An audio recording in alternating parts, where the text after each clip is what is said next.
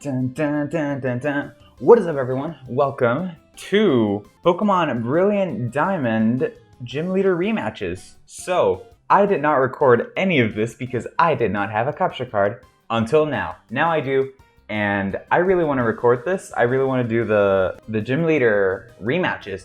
And first off, we're here at Orber City, as you can see. We are going to be facing none other than, okay, I'm just spoiling the team, I guess. We are facing the struggle of maneuvering through the menus. We are going to be phasing. They don't have the names here. Okay, well, this guy, Roxy Minor Man. Oh my god, I completely forgot. Brock 3.0. What is this guy called? Flint? It's not Flint. Rourke. Call me Rourke. Alright, so, okay, I guess we're just walking in. All right, do we have like anything here? No, okay. Before we actually get into this, let's look at the team. We did get spoiled a bit 2 seconds ago. But anyways, here's the team I beat Pokemon Brilliant Diamond with. It wasn't a nuzlocke or anything. I just really wanted to play the game and experience it and enjoy it and take my time with it. And this is what we got. So we have got our starter, Boomi the Torterra. We got it as a Turtwig. At Lake Verity, of course, level 5. It has a relaxed nature, which means its defense gets boosted, but its speed decreases, is the ability Overgrowth, and the moves Wood Hammer, which was an egg move? No, it was not an egg move. It was a move tutor? Move reminder move? Sure. It was a move reminder move. Then there's Earthquake, Crunch, and Synthesis, and as you can see, they have the Sinnoh champion ribbon, which means, you know, they're the Sinnoh champions. That's who, Boomi is who I beat Cynthia with, actually. This thing 1v1 Cynthia's Garchomp, first time, which is absolutely fantastic. Of course, as the best friends ribbons, because we are best friends, and the effort ribbon. Next up is, I don't know why I left. Next up is the man. Now, the man is very interesting because the first time I played through this game, which is this one, I played with 3 Bidoofs, right? So I started with the man, which was this Bidoof, which now evolved into Barrel, the boy, and the lad. Now, in my head canon, the boy left the team as soon as we got to Heart Home City, and it followed a life of luxury and contests. Now it's a superstar / talk show host.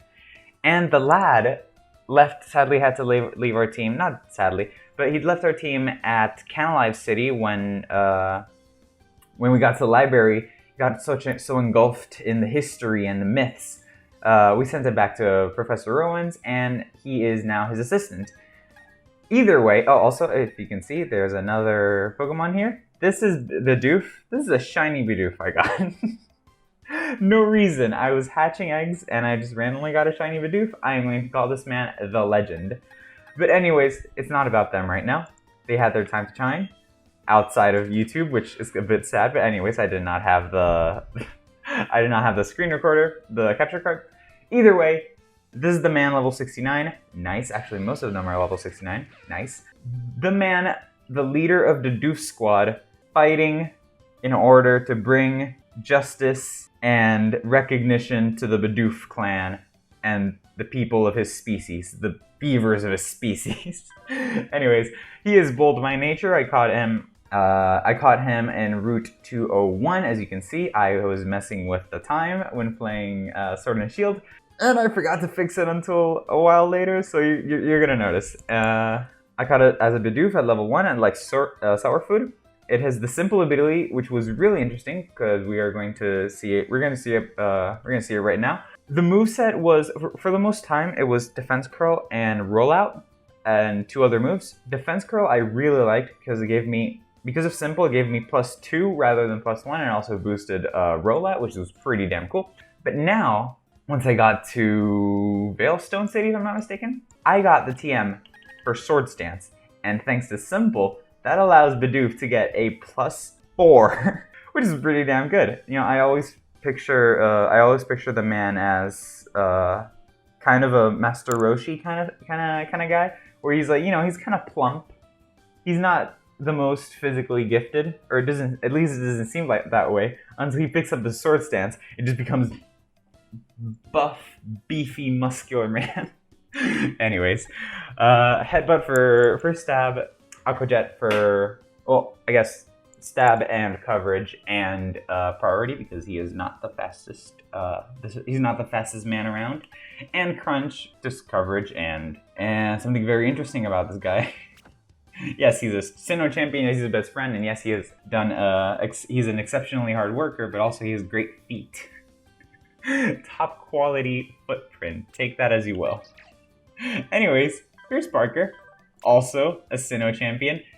Parker was really powerful. I did not expect this thing to be this good. It actually, I expected it to just be dead father. Just leave it in and take a few hits, maybe charm, maybe super fang. But this thing was amazing. I used it every single time in the Elite Four, every single battle. It was a key member of the team. Not only that, it destroyed Cynthia. Like, okay, it didn't destroy Cynthia, but it took out both Milotic and Spiritomb. Not single-handedly, because Spiritomb had taken some damage, but either way, that was pretty damn good, and it's a lot more than what I expected from this little fella. This is Parker, the Pachirisu, which I hadn't even mentioned.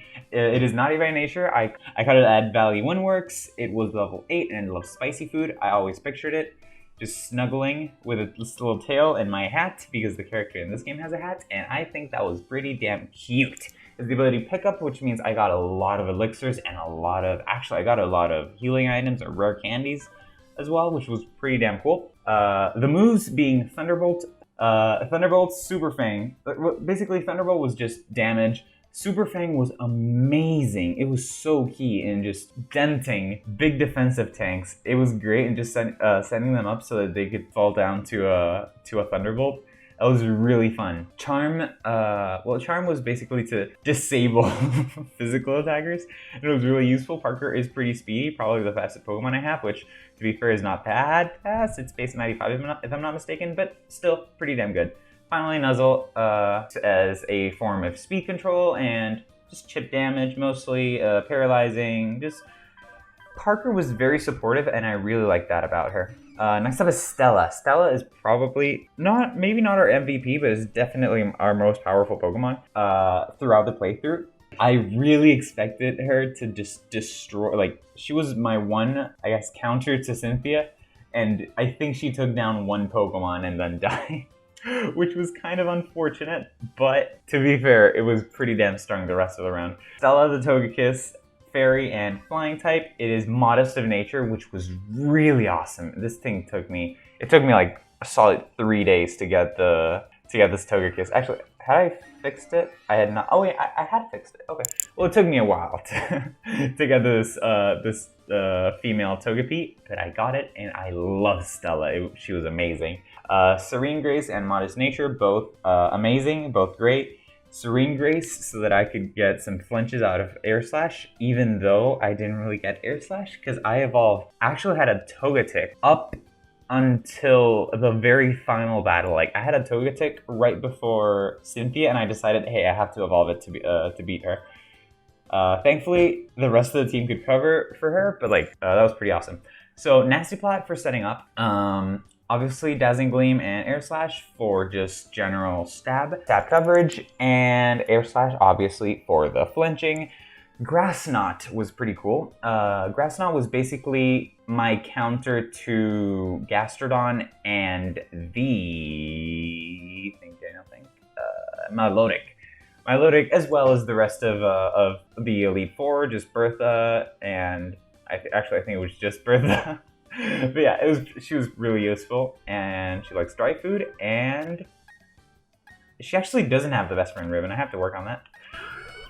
One of the last team members is Gooby, the Gastrodon. I actually got this thing kind of late into the game. I got it as a Shellos, and it just sparked a love for me, or rather a love for Shellos in me. I think Shellos is the cutest thing ever. And I'm gonna be honest with you, Gastrodon was so good. This entire playthrough. Also level 69, nice. It was modest by nature. which means I caught it and I was, yes, I'm going to add it to my team. I caught it December the 2nd on Route 213. It was caught as a shell loss at level 21. Of course, modest nature, and it had Storm Drain, which I really wanted because Torterra, being a ground type, really didn't give me much of a water resist in my team. And also Gooby also being a ground type meant it didn't resist water. But anyway, Storm Drain really helped with that. And by really helped with that, I mean I never really had to use it, but I still had the option. We have Scald for damage and stab and potential burns. We have Ice Beam for simple coverage against flying types that, you know, maybe you can't deal too well with, as well as especially grass types. We have Recover for, you know, obviously stall, as well as potentially trying to get the burn. It can really help with that. And, you know, once we get the burn, it's doing decreased damage. I can just recover everything up and destroy. And finally, we have Earth Power just for stab. It likes dry food, which is funny because it's a very muddy boy. And yeah, Sinnoh Champion and Effort ribbon. Finally, we have Kai. Kai was a bit underwhelming, I must admit. I, for some reason, remember Lucario being a lot faster, also level 69, nice. She is calm by nature. She was met from an egg. It's the egg that I got from Riley, and it hatched at route 212. I don't know what I'm talking about. Anyways, calm nature minus attack plus special defense. It's not great, but okay. Steadfast is also not great. I definitely would have preferred Inner Focus because even though both of them help you deal with flinching, Steadfast boosts the speed every time it flinches, which can be pretty good because this thing is, as I just mentioned, not that fast. Inner Focus, I think I would have preferred because if I wanted to run a physical attacker, it just, one, prevents me from flinching, which is really good and something that Steadfast doesn't. And two, it allows me to ignore Intimidate, which is always useful.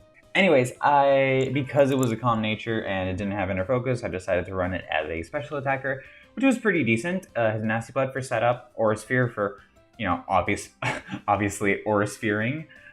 Stab and just big damage. Same with Flash Cannon. And finally I have not Dragon Pulse. I had Dragon Pulse, but then I took it away. For extreme speed, just in case I need like an extra, I just need to get a quick hit on something that's relatively low HP, and I just can't really outspeed it. That's basically what it's there for. Just when something's in yellow, Kai can probably take the kill. And I guess I never went back to give it more ribbons. So yeah, it just has the champion ribbon. Wow, I've been talking for a very long time, 15 minutes.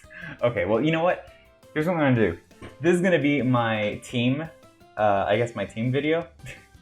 Yeah, sure. This is gonna be my team video, just explaining my team. And next episode or next video, I'm gonna fight the gym leader. All right, how does that sound? I think that's pretty cool. Anyways, if you enjoyed my rambling, leave a like, all that YouTube jazz, and I'll see you guys next time. Peace.